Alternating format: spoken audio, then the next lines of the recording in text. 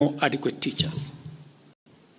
It is because of that reason that in this finance bill also, we had committed to hire an extra 20,000 teachers.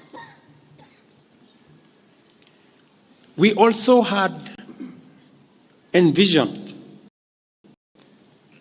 because of the program of last mile connectivity to homes, especially in rural areas, we had committed 14.5 billion shillings, 50 million for every constituency for the last mile connectivity.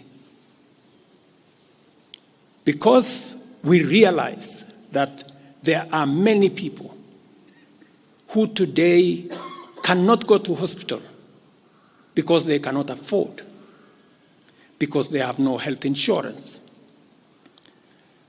We had committed 6 billion shillings to operationalize our universal health coverage plan that would make it possible for every citizen to have a health insurance, those who cannot afford to be paid for by the government of Kenya, and to also operationalize the chronic illness fund that would make it possible for those who suffer from cancer, diabetes, hypertension, to be able to go to hospital, be treated, and go home without being asked for any money.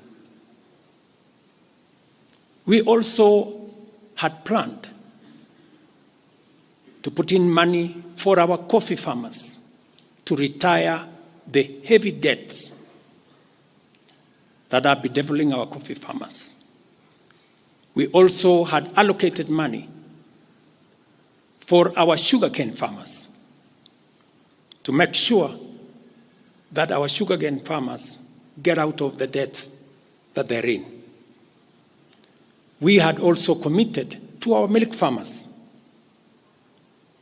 2 billion shillings to make sure that every farmer is paid a minimum of 50 shillings per litre, to make sure that these farmers, very hard-working citizens of our nation, get a fair return for their hard work and for feeding our nation.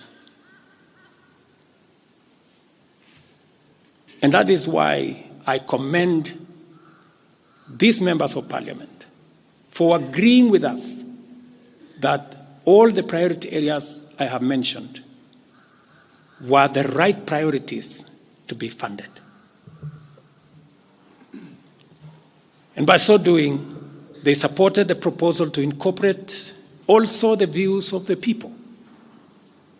These members of parliament came back to us after they went to listen to the people of Kenya. And they came back and reduced the budget on their own by 146 billion shillings. Notwithstanding all these concessions, it has become evident that members of the public still insist on the need for us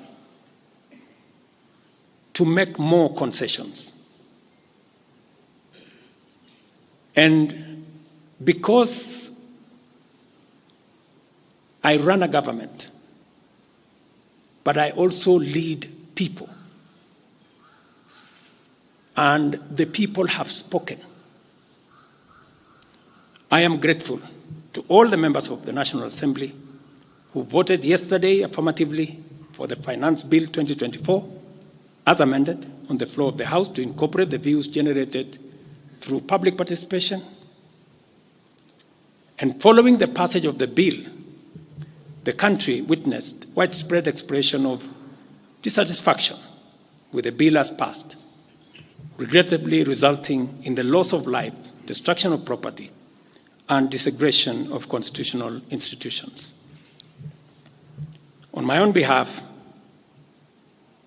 and on behalf of these members and many other Kenyans, I send my condolences to the families of those